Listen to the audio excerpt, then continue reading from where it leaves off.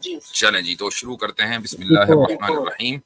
تو میں نے جیسے پہلے ابھی عرض کیا تھا کہ حارث سلطان نے ایک ویڈیو بنائی ہے، اور یہ دراصل میری ایک ویڈیو کا رسپانس ہے، بلکہ ان کی اس ویڈیو میں انہوں نے انجینئر کو جواب دیا ہے، تو بہرحال وہ اپنی حرکتوں کے وہ خود ذمہ دار ہیں، اور اس کے بعد انہوں نے میرے تعلق سے گفتگو کی ہے، اور مختصر بتا دوں کہ اس گفتگو کا جو کانٹیکسٹ ہے وہ یہ ہے کہ قیصر احمد راجہ صاحب کی حارث سلطان سے ڈیبیٹ ہوئی تھی، اور اس ڈیبیٹ میں سورہ طلاق کی آیت نمبر 4 کا ذکر آیا تھا، اور اس آیت میں یہ اللہ سبحانہ و تعالیٰ کا ارشاد ہے کہ اس میں ایک لفظ ہے واللائی لم یحضن، سارا دار و مدار اس پر ہے، کی ورڈ وہی ہے کہ 3 مہینے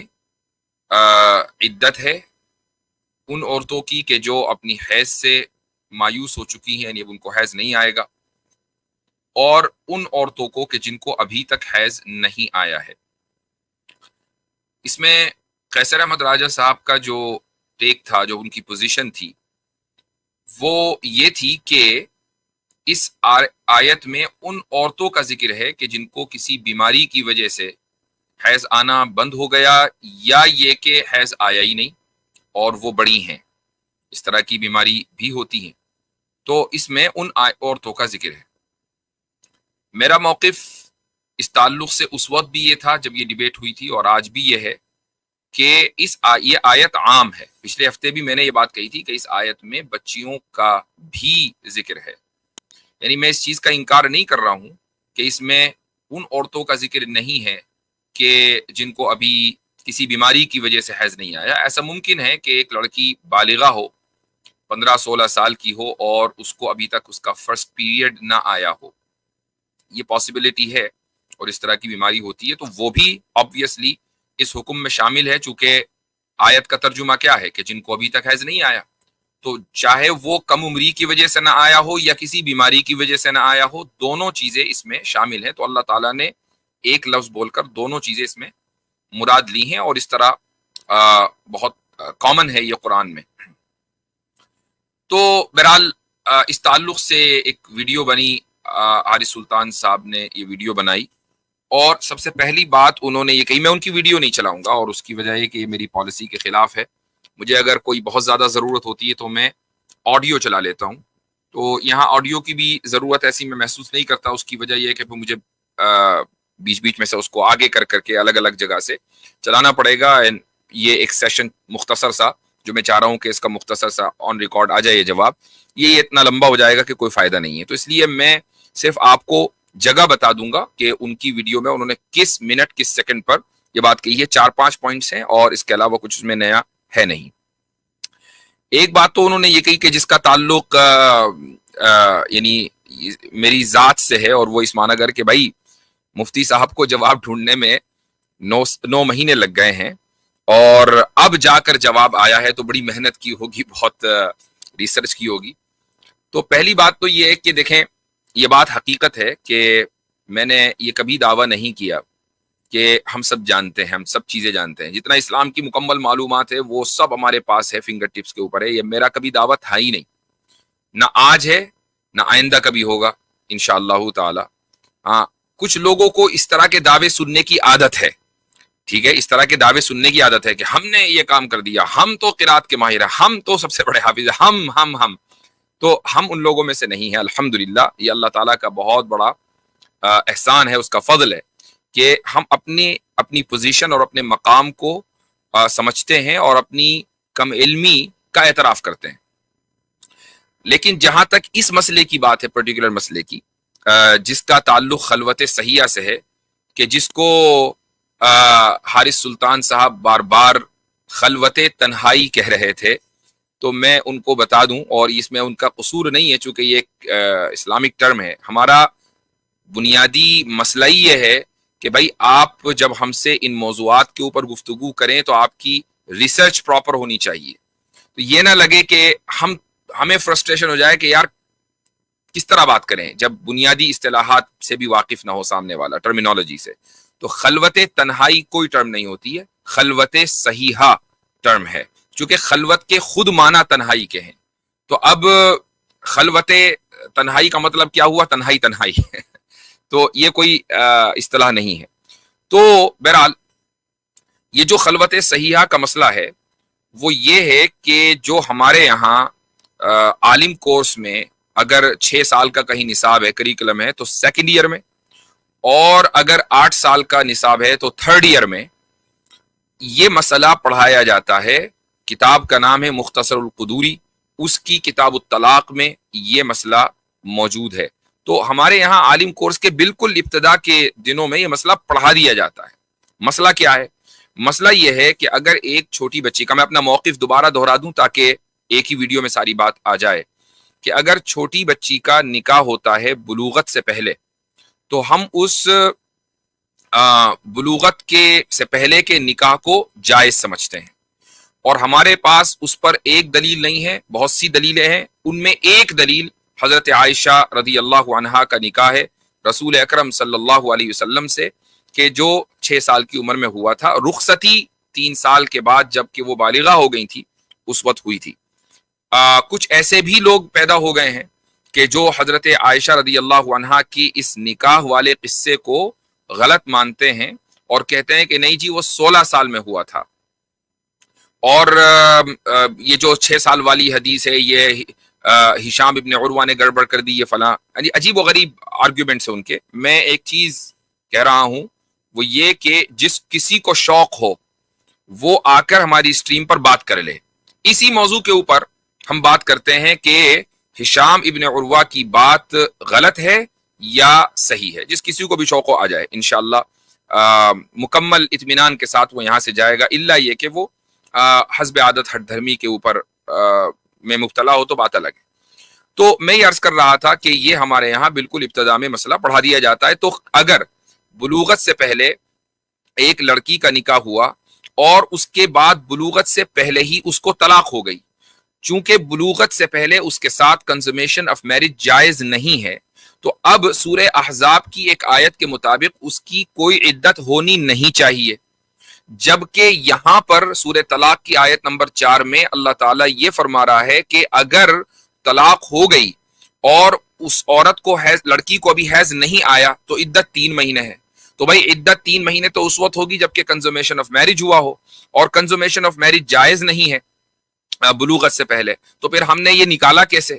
اس کو نکالنے کی ضرورت نہیں ہے، یہ مسئلہ تو شریعت میں ثابت ہے، اور یہ آج کا مسئلہ نہیں ہے بلکہ یہ قرآن سے ثابت ہے۔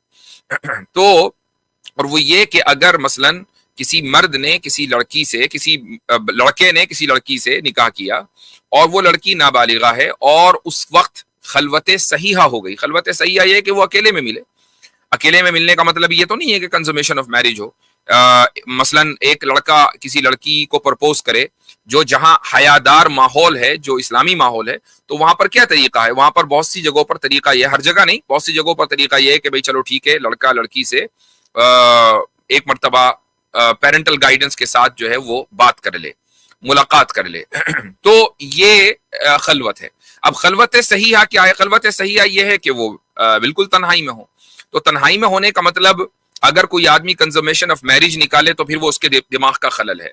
لیکن اگر اس موقع کے اوپر مثلا لڑکے نے یہ ڈیسائیڈ کیا کہ بھئی میں اس لڑکی کے ساتھ اپنی زندگی نہیں گزار سکتا، چاہے اس کے لکس اس کو پسند نہیں آیا یا اس کا مزاج پسند نہیں آیا یا واٹ ایور، کچھ بھی ہزار وجہ ہو سکتی ہیں، اور اس نے اس کو طلاق دے دی، تو اس کے بعد اس لڑکی کی جو عدت ہوگی وہ 3 مہینے ہوگی۔ تو یہاں دیکھیں کنزومیشن آف میرج نہیں ہوا، نکاح بھی ہوا اور خلوت صحیحہ بھی ہوئی، لہٰذا طلاق جو ہے وہ 3 مہینے ہوئی۔ اس طریقے سے ساری آیتیں ایک دوسرے کے موافق ہو گئیں۔ اب ہم نے یہ مسئلہ کہاں سے نکالا؟ تو یہ جو خلوت صحیحہ کا مسئلہ ہے یہ کہاں سے ثابت ہوا؟ میں اس کے لیے اب آپ کو اسکرین شاٹس پیش کر رہا ہوں کہ یہ کوئی گڑھا ہوا مسئلہ نہیں ہے، بلکہ یہ مسئلہ جو ہے وہ ثابت ہے۔ اس کو آپ دیکھیں اپنے اسکرین پر۔ یہ آرٹیکل اسی ویب سائٹ سے ہے جس ویب سائٹ سے میں نے پچھلی مرتبہ ایک آرٹیکل دکھایا تھا۔ اس میں عدت اور خلوت وغیرہ کے مسائل ذکر ہو رہے ہیں۔ اصل کیا ہے، جو اس میں جو دلائل ہیں اور اسی طریقے سے جو ریفرنسز ہیں۔ یہاں دیکھیں کہ خلوت کے تعلق سے میں ایک چیز بتا دوں کہ اس پر اتفاق ہے خلوت صحیحہ کے مسئلے پر. حارث سلطان نے یہ ذکر کیا تھا کہ امام شافعی کے یہاں یہ خلوت کا مسئلہ نہیں ملتا، نہیں بلکہ امام شافعی کے یہاں بھی ملتا ہے، یہ رہا وبہ قال الشافعی. اچھا، اب استدلال یہ ہے کہ قرآن کریم کی آیت ہے وَإِنْ أَرَدْتُمُ اسْتِبْدَالَ زَوْجٍ مَكَانَ زَوْجٍ وَآتَيْتُمْ إِحْدَاهُنَّ قِنْطَارًا فَلَا تَأْخُذُوا مِنْهُ شَيْئًا أَتَأْخُذُونَهُ بُهْتَانًا وَإِثْمًا مُبِينًا وَكَيْفَ تَأْخُذُونَهُ وَقَدْ أَفْضَىٰ بَعْضُكُمْ إِلَىٰ بَعْضٍ وَأَخَذْنَ مِنْكُمْ مِيثَاقًا غَلِيظًا. یہاں پر یہ ہے کہ اگر تم دوسری شادی کرنا چاہتے ہو، یعنی پہلی بیوی کو طلاق دے کر دوسری شادی کرنا چاہتے ہو، وہ آتے ہی تم کسی بھی صورت میں طلاق، یعنی کنزومیشن آف میرج سے پہلے یا بعد میں، وہ آتے ہی تم احداہن قنطارن، اور تم ان میں سے یعنی اپنی بیوی کو قنطارن یعنی ایک اماؤنٹ آف مہر جو ہے وہ کتنا بھی ہو سکتا ہے بڑا چھوٹا، تو وہ تم ان کو دے چکے ہو. فلا تأخذوا منہ شیئا، تو تم اس سے وہ مہر واپس نہ لو. اچھا، اب مہر واپس لینے کی صورت کب ہوتی ہے؟ جبکہ طلاق کنزومیشن آف میرج سے پہلے ہو. اگر طلاق کنزومیشن آف میرج کے بعد ہوگی تو ایسی صورت میں مہر واپس لیا ہی نہیں جا سکتا. اللہ تعالیٰ کہہ رہا ہے تم مہر واپس نہ لو، یعنی اگر تم کنزومیشن سے پہلے بھی طلاق دے رہے ہو تو بھی تمہیں لینا نہیں چاہیے. آگے کہتا ہے وَكَيْفَ تَأْخُذُونَهُ وَقَدْ أَفْضَىٰ بَعْضُكُمْ إِلَىٰ بَعْضٍ، تم آخر یہ مہر لے کیسے سکتے ہو جبکہ تم دونوں ایک دوسرے کے ساتھ تنہائی میں مل چکے ہو. یہاں افضا کا مطلب ہے تنہائی میں ملنا، اکیلے میں ملنا، اور اس کا مطلب کنزومیشن آف میرج نہیں ہے. تو یہاں سے یہ فقہا نے مسئلہ نکالا کہ خلوت صحیحہ کے بعد بھی اگر طلاق ہو جائے اور کنزومیشن آف میرج نہ ہو تو عدت پوری واجب ہوتی ہے. اسی طریقے سے ایک حدیث ہے، رسول اکرم صلی اللہ علیہ وسلم نے فرمایا کہ من کشف قناع امرأة فقد وجب لها المہر کاملا، کہ ایک شخص نے اگر ایک عورت کو بلا نقاب دیکھ لیا، اس نے نقاب اس کا اٹھایا یا بلا نقاب اس نے دیکھ لیا، تو مہر واجب ہو گیا مکمل. جب مکمل مہر واجب ہوگا تو ایسی صورت میں اگر طلاق ہو جائے کنزومیشن آف میرج نہ ہو تو پھر عدت بھی مکمل واجب ہوگی. اسی طریقے سے ایک اور روایت ہے، وہ یہ ہے کہ زرارہ ابن اوفا رضی اللہ عنہ فرماتے ہیں کہ قضى الخلفاء الراشدون المہدیون، خلفاء راشدین کا یہ فیصلہ ہے کہ ان من اغلق بابا، کہ جس نے دروازہ بند کر دیا، وارخا سترن، یا پردہ ڈال دیا یعنی تنہائی ہو گئی، فقد وجب علیہ المہر، یہ کرتے ہی مکمل مہر واجب ہو گیا. دخل بها او لم يدخل، اس نے کنزومیشن آف میرج کیا ہو یا نہ کیا ہو. اور رسول اکرم صلی اللہ علیہ وسلم کا ارشاد ہے کہ میری سنت اور خلفاء راشدین کی سنت کو تھامے رکھو، مضبوط پکڑ لو. تو اس سے ثابت ہوا کہ خلفاء راشدین کا جو فیصلہ ہے وہ بھی اسی طریقے سے نافذ ہوگا جیسا کہ رسول اکرم صلی اللہ علیہ وسلم کی سنت سے نکلا ہوا کوئی مسئلہ، الا یہ کہ ان کے درمیان کوئی کانٹرڈکشن ہو تو پھر اس کی تفصیلات الگ ہیں. تو یہ بات جی کیسر بھائی اچھا میں السلام علیکم. اچھا ٹھیک ہے، میں کیری آن کر لیتا ہوں. ٹھیک ہے، جزاکم اللہ خیرن. اچھا آگے جو ہے 34 منٹ اینڈ 30 سیکنڈ پر حارث سلطان کی ویڈیو میں ایک بندہ جڑتا ہے، اور غالباً مجھے کچھ اس کا نام صحیح سے سمجھ میں نہیں آیا، لیکن غالب مجھے ایسا لگ رہا ہے اس کا نام عقبہ ہے. تو بہرحال عقبہ ہو یا اولا ہو، اس کے مقابلے میں اولا آتا ہے، اس نے بڑی گڑبڑ بات کی ہے. میں حارث سلطان کو مشورہ دوں گا کہ بھائی بندہ بدل لیں، ورنہ خام خواہی پھر فضیحت اٹھانی پڑتی ہے. ایسے لوگوں کی ریسرچ کے اوپر آپ اعتماد کریں گے. اب دیکھیں آپ نے غالب کمال کو بدلا تو فضیحتوں کے اندر کچھ کمی ہوئی. اچھا یہ اس لیے کہہ رہا ہوں، غالب کمال کی بات اس لیے یاد آئی، بس حالت آدم سن رہے ہوں گے تو انہوں نے اصل میں یہ میم بنائی ہے، اور وہ یہ کہ غالب کمال نے یہ دعویٰ کیا کہ میں نے عربی 7 سال پڑھی ہے. چلو بھائی ٹھیک ہے، بہت اچھی بات ہے، بہت اچھا ہے، آپ نے ایک زبان سیکھی. اس کے بعد جب آپ عربی پڑھتے ہیں تو کہتے ہیں سرخسا، اصول سرخسی کو کہتے ہیں سرخسا، بلکہ سرخسا. تو بھائی 7 سال پڑھنے کے بعد بھی اگر سرخسائی ہوا تو پھر عربی کیا پڑھی؟ بہن من الازواج. تو اس لیے جو بندے ہیں نا جن سے آپ ریسرچ کرواتے ہیں، ان کو بدل لیں، ان سے جو ہے بڑا آپ کو فضیحت ہونے والی ہے نا. تو وہ یہ کہتا ہے 34 منٹس اینڈ 30 سیکنڈز پر وہ یہ کہتا ہے کہ آیت میں، یہ سورہ نساء کی آیت کے اوپر بات ہو رہی ہے، कि वब्तलुल यतामा हत्ता इदा बलगुन निकाह, के यतीमों को जांच लो, परख लो यहां तक कि वो निकाह की उम्र को पहुंच जाएं। तो कहता है कि जी देखें, एक हदीस है अबू दाऊद की, और उसमें कहा गया कि यतीम सिर्फ उसको कहा जाता है जो बालिग होने से पहले, जिसके बाप का इंतकाल हो गया हो, वो बालिग ना हो यानी बच्चा, लेकिन बालिग जब हो जाए बच्चा तो उसको फिर हम यतीम नहीं कहेंगे, बच्ची को यतीमा नहीं कहा जाएगा। तो यहां पर कहा जा रहा है कि यतीम के निकाह को डिस्कस किया जा रहा है, इसका मतलब यतीम से निकाह हो सकता है। तो यही तो हम कह रहे हैं कि यतीम से निकाह हो सकता है या नाबालिगा से निकाह हो सकता है, कंजमेशन ऑफ मैरिज नहीं हो सकता। अब ये उसने ये जो मफहूम अख्स किया, ये भी अरबी एतबार से गलत है। वो इसलिए कि मैं कुरान की आयत आपको पढ़ के सुना रहा हूं दोबारा, वब्तलुल यतामा, यतीमों को जांच लो, हत्ता इज़ा, यहां तक के जब वो निकाह की उम्र को पहुंच जाए। अब ये जो हत्ता है, लफ्ज हत्ता, ये किसी चीज की इंतहा को बयान करने के लिए आता है, और इंतहा का मतलब ये है कि अब जब यतीमी की इंतहा हो गई यानी वो बालिग हो गई, इज़ा बलगुन निकाह, निकाह की उम्र को पहुंच गई, तो यतीमी की इंतहा होते ही जबकि वो बालिग हो जाएं तो वो निकाह की उम्र को पहुंच जाती है। और निकाह से मुराद यहां पर क्या है? कंज्यूमेशन ऑफ मैरिज है। मैंने ये बात अपनी तरफ से नहीं कही है, बल्कि उसके दलाइल हैं, और उसके दलाइल हैं ये देखें आपकी स्क्रीन के ऊपर, और किताब का नाम है, एक आर्टिकल है, और इसमें देखें क्या लिखा हुआ है। अव्वलन अलमान अल-लुगवी, निकाह के जो लिंग्विस्टिक माना है वो। आगे लिखा है कि अन निकाह बिल कसर, यानी नून के कसरे के साथ है, अल वत्उ फिल असली, हकीकी माना इसके हैं कंज्यूमेशन ऑफ मैरिज। वकीला, एक यानी जो सेकेंडरी मीनिंग है वो निकाह के भी आते हैं, अल-अक्द जो कॉन्ट्रैक्ट है उसको भी सेकेंडरी तौर पर इसके लिए लफ्ज इस्तेमाल होता है, लेकिन असल ये कंज्यूमेशन के लिए इस्तेमाल होता है, और इसी माना में ये सूरह बकरा की एक आयत में इस्तेमाल हुआ है। तो ये आपके इस सवाल, इस कमेंट का जवाब हुआ। अच्छा आगे बढ़ते हैं। 36 मिनट 15 सेकंड्स पर ये उकबा नाम का ये जो शख्स है ये कह रहा है कि इद्दत का असल मकसद नहीं, बल्कि हारिस सुल्तान ने ये बात कही है कि इद्दत का असल मकसद तो इस्तिबराए रहम है, यानी ये देखना है कि वो प्रेग्नेंट हुई या नहीं हुई। अगर एक लड़की से अभी कंज्यूमेशन ऑफ मैरिज हुआ ही नहीं, महज खलवत हुई है, तो आपको 3 महीने उसको इंतजार कराना क्यों है, इद्दत करानी क्यों है, जबकि वो प्रेग्नेंट नहीं हुई है। तो ये उन्होंने कहा, इसका जवाब ये है कि फिर मैं यही कहूंगा कि जब आप मुकम्मल नजर नहीं रखेंगे इस्लामी अहकाम के ऊपर तो फिर इसी तरीके के मसाइल खड़े होंगे।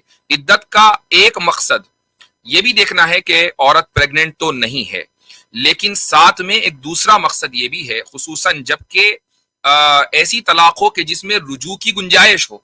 ये मतलब ये भी मकसद होता है कि भाई इतना टाइम दे दिया जाए कि जिसमें मियाँ बीवी एक दूसरे के ताल्लुक से असरनो गौर फिक्र कर लें, और अगर रुजू की कोई गुंजाइश निकलती हो तो रुजू हो जाए, दोबारा निकाह की कोई गुंजाइश निकलती हो तो दोबारा निकाह हो जाए। ये भी मकसद होता है वो टाइम देने का, ताकि किसी की जिंदगी जो है वैसे ही गुस्से में आकर कोई फैसला ले लिया बर्बाद ना हो। तो ये है एक इंपॉर्टेंट पॉइंट। अब जो आगे हारिस सुल्तान का जो सेंट्रल आर्ग्यूमेंट है वो ये है कि मान लें अगर खलवत के दौरान एक लड़की माइनर है और उससे निकाह हुआ और उसके बाद खलवत सहीहा हुई, लेकिन शौहर ने जबरदस्ती उस लड़की के साथ कंज्यूमेशन ऑफ मैरिज करके उसको जहनी या जिस्मानी तौर पर नुकसान पहुंचाया है, तो ऐसी सूरत में उसके लिए सजा होनी चाहिए। शरीयत में तो कोई सजा नहीं है, शरीयत में इस ताल्लुक से कोई सजा नहीं है। तो मैं इसका भी जवाब देना चाहूंगा, और वो इस तरीके से कि सबसे पहले ये बात जहन में रखनी चाहिए कि शरीयत का जो कानून है सजाओं का, उसमें 2 तरह की सजाएं होती हैं। एक सजा है हद और दूसरी सजा है ताजीर। अगर हद का जिक्र नहीं है तो इसका मतलब ये नहीं कि ताजीर भी नहीं है। ये वही मकतबा शामिला है कि जिसके बारे में आपके तूबा साहब ने ये कहा था कि मुफ्ती इब्राहिम दिसाई की आस्क इमाम पर लिखा हुआ है कि मकतबा शामिला के सारे हवाले सही हैं। ठीक है, तो मैंने वहीं से निकाला इसको। ये देखें, अदमुल इज़रार बिज़्ज़ौजा, इसका मतलब है कि औरत को नुकसान ना पहुंचाना, बीवी को नुकसान ना पहुंचाना। من حق الزوجتی علی زوجہا، بیوی کا اپنے شوہر پر یہ حق ہے کہ وہ اس کو نقصان نہ پہنچائے اپنی کسی بات سے یا اپنی کسی حرکت سے یا اپنے کسی اخلاق سے.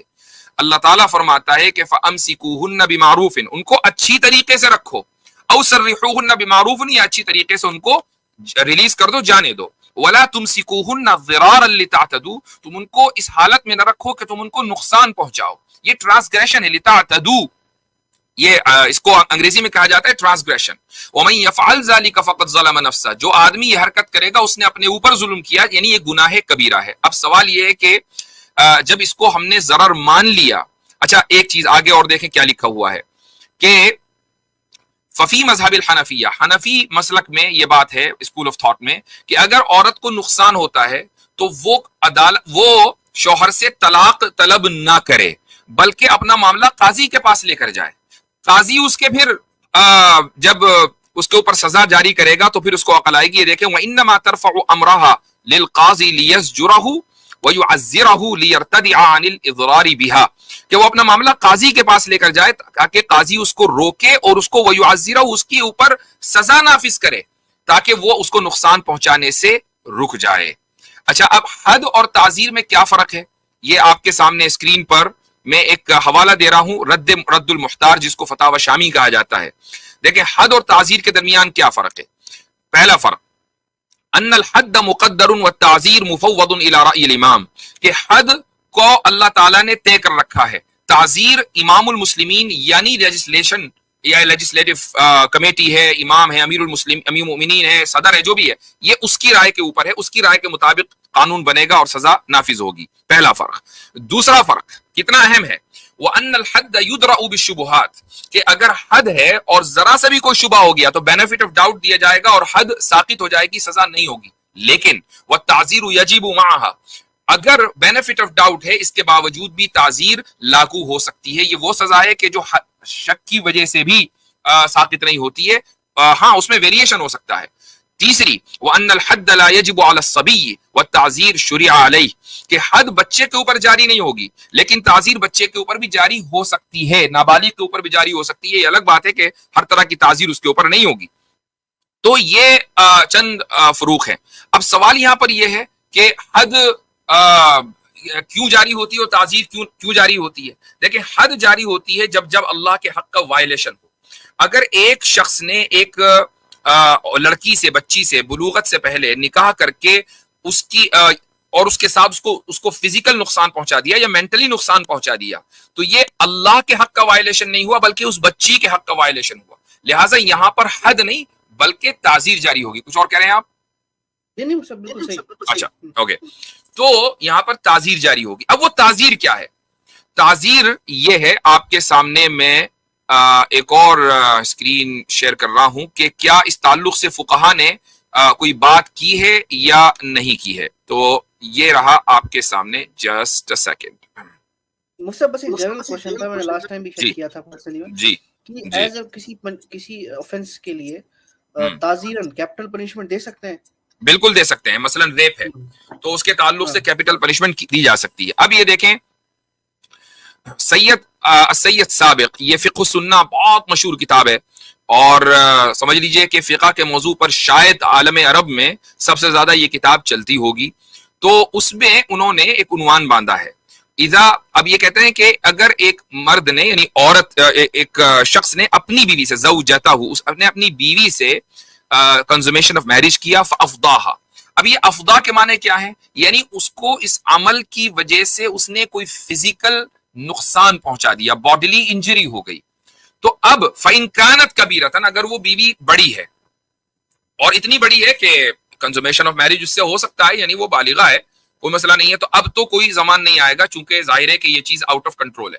لیکن اگر وہ چھوٹی ہے، وَإِن كَانَتْ صَغِيرَةً، اگر وہ مائنر ہے تو اس نے کیا ہی کیوں حرکت، اور یہ بات ہو رہی ہے بیوی کی، تو اتنی چھوٹی ہے کہ اس سے جو ہے یہ عمل اس کے ساتھ نہیں کیا جا سکتا. تو اس شخص کے اوپر دیت نافذ ہوگی. اور یہ دیت کون سی ہے؟ جو قتل میں ہوتی ہے کہ ایک آدمی نے اپنی کسی شخص کا قتل کر دیا لیکن مقتول کے جو وارثین ہیں انہوں نے اس قاتل کو معاف کر دیا اور اس طرح کہ بھائی چلو ٹھیک ہے ہمیں کیپٹل پنشمنٹ نہیں چاہیے، تو وہ دیت میں کنورٹ ہو جاتی ہے. تو وہی دیت یہاں پر آئے گی. اگر وہ مار دے گا، اس کو قتل کر دے گا، تو پھر جو مسئلہ ہوگا وہ دوسرا ہوگا، لیکن چونکہ ابھی بچی زندہ ہے تو اس لیے اس کے اوپر دیت آئے گی. یہ باقاعدہ سزا کا اس میں ذکر فقہ کے اندر مل گیا. تو آپ جو کہتے ہیں پھر سزا کا ذکر ہونا چاہیے، تو سزا کا ذکر بھی ہے، لیکن سزا کے لیے حد کا ہونا ضروری نہیں ہے، وہ تعزیر بھی ہو سکتی ہے. اچھا آگے چلتے ہیں، اور وہ یہ کہ حضرت عائشہ رضی اللہ عنہا کے تعلق سے حارث سلطان نے بات کہی 39 منٹس اور 31 سیکنڈز پر کہ بھائی حضرت عائشہ رضی اللہ عنہا بھی رخصتی کے وقت چھوٹی ہی تھی، اور اس کی دلیل یہ ہے کہ وہ گڑیوں سے کھیلتی تھی. یہ ایک بہت مشہور بات ہے، یعنی کہ جی گڑیوں سے کھیلتی تھی لہٰذا چھوٹی ہوں گی. بھائی آج بڑے بڑے لوگ ویڈیو گیم کھیل رہے ہیں تو سارے کے سارے چھوٹے بن گئے کیا؟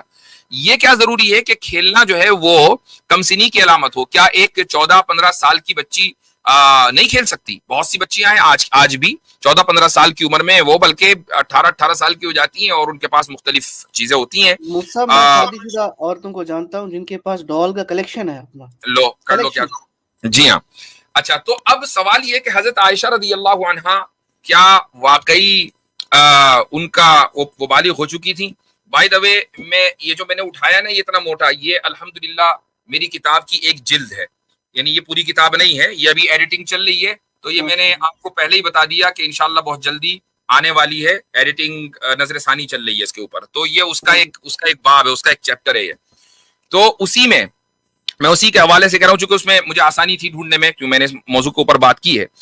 تو اس میں سب سے پہلے حضرت عائشہ رضی اللہ عنہا کا قول سنا دیتا ہوں، جس کو امام ترمذی نے اور بیہقی نے ذکر کیا ہے، اور ابن قدامہ نے اس کو امام احمد کی طرف منسوب کیا ہے، یعنی امام احمد کی روایت ہے. اور وہ یہ ہے کہ حضرت عائشہ یہ فرماتی ہیں کہ اذا بلغت الجاریۃ 9 سنین فہی امرأۃ، کہ ایک لڑکی اگر 9 سال کی ہو جائے تو وہ اب عورت شمار ہوگی. یہ حضرت عائشہ خود کہہ رہی ہیں، چونکہ وہ 9 سال کی عمر میں اپنے آپ کو عورت مان نہیں ہے.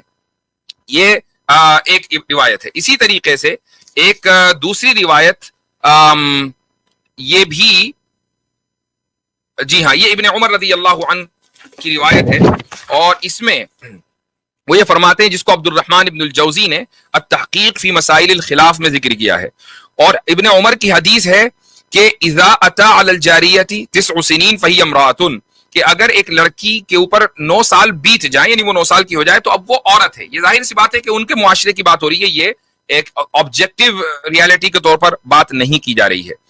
تو یہ اس زمانے کے اندر ہوا کرتا تھا. اور اس کے علاوہ بھی اور بہت سارے میرے پاس اقوال ہیں مختلف لوگوں کے کہ جنہوں نے اپنے علاقے کی 9 سال اور 18 سال 21 سال 19 سال کی عورتوں کے بارے میں بات کی ہے کہ 18 19 سال کی 21 سال کی عمر میں لڑکیاں نانی بن گئیں.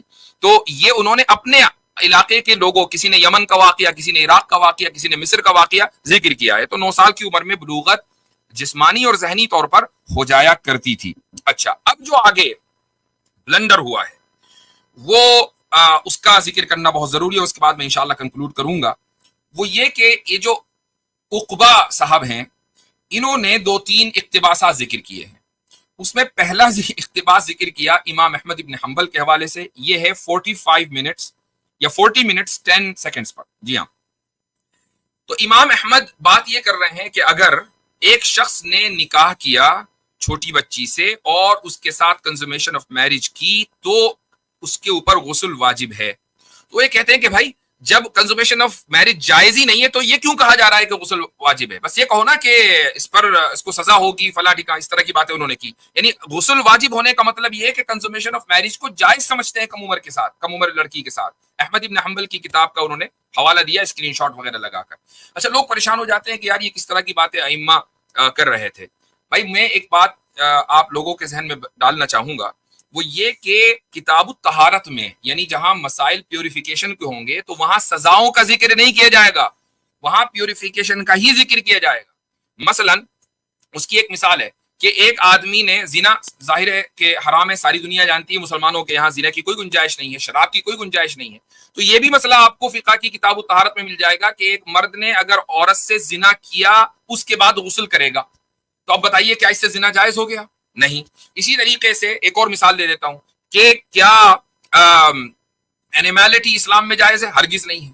تو اگر ایک آدمی یعنی کسی جانور کے ساتھ کوئی جانور پناہ کرے تو اس کے بارے میں بھی یہ مسئلہ لکھا ہوا ہے کہ اب اس کو غسل उसके ऊपर वाजिब होगा या नहीं होगा। इसका मतलब ये नहीं है कि जानवर के साथ ये हरकत जो है वो जायज हो गई। किताबुत तहारत में तहारत के मसाइल आएंगे, और जहां हुदूद और किसास का जिक्र है वहां फिर हुदूद और किसास का जिक्र होगा कि हाथ कटना है, सर कटना है, पैर कटना है कि नहीं कटना है, ये वहां जिक्र होगा।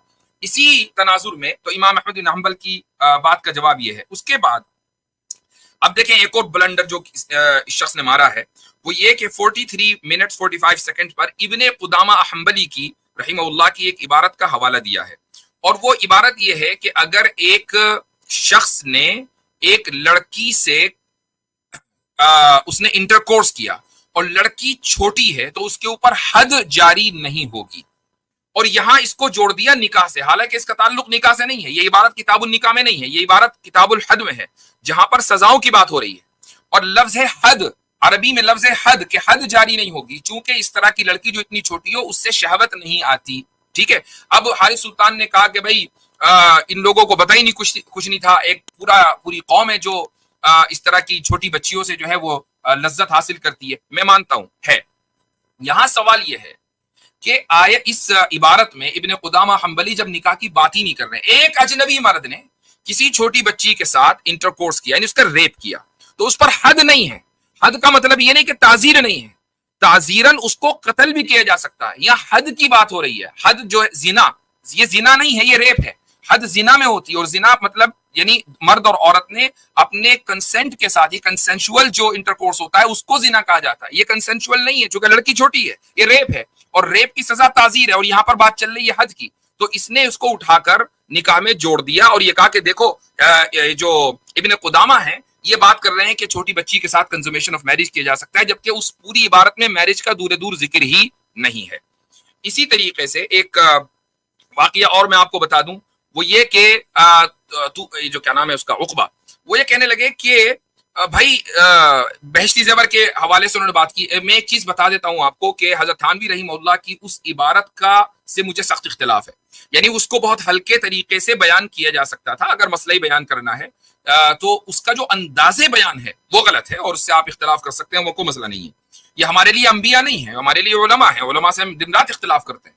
तो ऐसे ही ये मसला है। तो उन्होंने भी किताबुत तहारत में मसाइल बयान करते, वो किताब इस्लाही नहीं है, वो मसाइल की किताब है, मसाइल बयान करते हुए उन्होंने ये कहा कि अगर किसी लड़की ने, किसी मर्द ने अपनी छोटी बीवी से, माइनर से इस तरह उसने कंज्यूमेशन किया कि उसको बॉडीली इंजरी हो गई, तो उसके ऊपर गुस्ल वाजिब होगा या नहीं। तो जाहिर सी बात है कि जहां तहारत और के मसाइल चल रहे हैं वहां गुस्ल ही का बयान होगा, वहां सजा का बयान नहीं होगा। उस पर जो तूबा, क्या नाम है, तूबा क्यों मरा बार बार, उकबा जो है, उसने ये बात कही कि देखो यहां पर सेकेंडरी मसाइल बयान किए जा रहे हैं। तो भाई मैं एक चीज बता दूं आपको, किताबुत तलाक में एक मसला मिलता है तलाकुस सकरान का, और तलाकुस सकरान का मतलब ये है कि अगर किसी शख्स ने नशा करने के बाद अपनी बीवी को तलाक दे दी तो तलाक वाक़ई होगी या नहीं होगी। तो क्या इसका मतलब ये कि नशा करना इस्लाम में जायज हो गया? हरगिज नहीं। सेकेंडरी मसाइल भी बयान होंगे जहां सेकेंडरी मसाइल की अहमियत होगी। अब मैं आपको एक चीज और बता देता हूं और इसके ऊपर मैं अपनी गुफ्तगू खत्म करूंगा, वो ये कि मौलाना अशरफ अली थानवी की एक किताब है, और ये किताब इस्लाही मकसद से लिखी गई है, और इस किताब का नाम है इस्लामी शादी। तो ये मैं इसके सफा नंबर 107 या 8 पर जाता हूं। तो ये किताब चूंकि इस्लाही नुक्ते नजर से लिखी गई है, तो इसमें वो क्या बात कह रहे हैं इसको देख लिया जाए। शादी किस उम्र में करना चाहिए, ये सफा नंबर 108 है 107 किताब का, और नीचे देखें क्या है, सफा नंबर 109। इस पर लिखा है कि आजकल कुआ बहुत ज़ईफ है, यानी इंसान में फिजिकली इतनी ताकत नहीं है, जिसकी ज्यादा वजह यह मालूम होती है कि आजकल शादी कम उम्री में हो जाती है। यानी हजरत थानवी के जमाने में 100 साल पहले कम उम्री में शादी का रिवाज था, तो वो उसको ये कह रहे हैं कि इसकी वजह से जिस्मानी कमजोरी इंसान के अंदर आती है, इसलिए ज्यादा उम्र में होनी चाहिए, इंतजार करना चाहिए। आज़ा में पूरा नुमूव यानी कमाल और पुख्तगी नहीं हो पाता इतनी जल्दी शादी करने की वजह या तो चोचलापन है कि छोटे छोटे दुल्हा दुल्हन देखने का अरमान है, और कहीं ये ख्याल होता है कि ऐसा ना हो कि मर जाएं, यानी माँ बाप मर जाएं और बेटे की शादी ना देख सकें, तो चलो जल्दी से कर दो। और कहीं माँ बाप का कसूर नहीं होता, बल्कि खुद बच्चे ही माँ बाप के पेट से निकलते ही मस्तियां शुरू कर देते हैं जिससे माँ बाप को उनकी शादी करने पर मजबूर होना पड़ता है। بہرحال شادی کم عمری میں ہوتی ہے، اس وجہ سے ماں باپ ہی چھوٹے چھوٹے ہوتے ہیں. تو اب یہ ایک آگے کہتے ہیں بچپن میں شادی کر دینے کی خرابیاں، اور یہ خرابی گناتے ہیں بہت ساری. آگے جو ہے اس میں ایک خرابی یہ ہے کہ مثلا ایک کوتاہی بعض قوموں یا بعض لوگوں میں یہ ہے کہ بہت تھوڑی عمر میں شادی کر دیتے ہیں، جس وقت ان متناکحین یعنی لڑکا لڑکی کو کچھ تمیز بھی نہیں ہوتی کہ نکاح کیا چیز ہے اور اس کے کیا حقوق ہوتے ہیں. اس میں بہت سی خرابیاں ہوتی ہیں. تو چونکہ یہ کتاب اصلاحی ہے تو وہ معاشرے کی اصلاح کر رہے ہیں کہ کم عمری میں نکاح نہیں کرنا چاہیے. اس کے بعد آگے کہتے ہیں نابالغی کے زمانے میں نکاح نہیں کرنا چاہیے. حق تعالیٰ کا ارشاد ہے وَابْتَلُوا الْيَتَامَى حَتَّىٰ إِذَا بَلَغُوا النِّكَاحَ، اور تم یتیموں کو آزما لیا کرو یہاں تک کہ وہ نکاح کی عمر کو پہنچ جائیں. یہ آیت صاف مشیر ہے، اشارہ کر رہی ہے کہ نکاح کا پسندیدہ زمانہ بلوغ کے بعد ہے. بات کنزومیشن آف میرج کی نہیں ہو رہی ہے. ہم بھی یہ مانتے ہیں کہ بہتر یہی ہے کہ بلوغت کے بعد نکاح ہونا چاہیے، اور نہ صرف یہ کہ بلوغ کے بعد بلکہ درستی عقل کے بعد نکاح کیا جائے تاکہ جس کا معاملہ ہو وہ اس کو سمجھ لے. اب اس کے بعد ایک اور اقتباس ہے، وہ یہ کہ کس عمر میں لڑکا لڑکی بالغ ہوتے ہیں. دختر یعنی لڑکی کی بلوغ کی کوئی مدت معین نہیں، مگر 9 برس سے پہلے بالغ نہیں ہو سکتی اور 15 برس کے بعد نابالغ نہیں رہ سکتی. یعنی ادنا مدت بلوغ 9 سال ہے، جبکہ علامات بلوغ پائی جائیں، اور بلوغ کی علامات حیض وغیرہ ہے، صرف حیض نہیں ہے، حیض وغیرہ ہے. اور زیادہ سے زیادہ مدت بلوغ 15 سال ہے، جبکہ علامات بلوغ نہ پائی جائیں. اسی پر فتویٰ ہے، امداد الفتاویٰ کا انہوں نے ریفرنس دیا ہے. اس کا مطلب کیا ہے کہ ایک لڑکی اگر 15 سال کی ہو گئی اور اس کو حیض نہیں آیا، اس کو بالغہ مانا جائے گا. اور اگر اس کے ساتھ نکاح ہو گیا اور مان لیجئے کنزومیشن آف میرج بھی ہو گئی، مثلا 15 سال کی ہے، 16 سال کی ہے، کنزومیشن آف میرج ہو گئی، اس کو حیض نہیں آیا تھا اور اس کے بعد اس کو طلاق ہوئی ہے، تو سورہ طلاق کی آیت نمبر 4 کے مطابق اس کے اوپر بھی 3 مہینے عدت گزارنا واجب ہے، جبکہ اس کو حیض نہیں آیا تھا. تو یہ صورت بھی اس میں شامل ہے، اور اسی طریقے سے یہ صورت بھی کہ اس کا نکاح کم عمری میں ہو جائے بلوغ سے پہلے اور کنزومیشن اس کا بعد میں ہو، لیکن اس کو کنزومیشن سے پہلے خلوت صحیحہ کے بعد اس کو اگر طلاق ہو جائے تب بھی اس کی جو عدت ہے وہ 3 مہینے ہوگی. آئی نو کہ بہت سے لوگوں کے شاید یہ بات مکمل سمجھ میں نہ آئی ہو، میں نے بڑی تیزی کے ساتھ ان موضوعات کو ذکر کر دیا، لیکن ریکارڈ درست کرنا ضروری ہے. اگر اس کو آپ غور سے سنیں گے اور پورا کانٹیکسٹ و سیاق و سباق آپ کے علم میں ہوگا تو انشاءاللہ یہ چیزیں آپ کو سمجھ میں آئیں گی. جزاکم اللہ خیرن. آئی ایم سوری قیصر بھائی، آج آپ کو انتظار کرایا. بہت خوب وقت گزرا ہے. اچھا، آپ اللہ تعالیٰ نے آپ کو بہت نوازنا ہے یہ جہاں میں اور اس جہاں میں بھی، کہ آمین. دنیا کی زحمتوں کے بدلے آپ کو اللہ تعالیٰ کی رحمت ملتی ہے. تو آپ کو پہلی زحمت یہ ہوتی ہے کہ اس طرح کے ملغوزات آپ بیٹھ کے سنتے ہیں، لغویات سنتے ہیں، یہ سننے پڑتے ہیں اور پھر اس کا جواب دینا پڑتا ہے، تو یہ ڈبل زحمت ہو جاتی ہے. جی ہاں، یہ اللہ بات تعالیٰ صحیح ہے. بہت جو ہے خیر دے آپ کو. آمین آمین ثم آمین.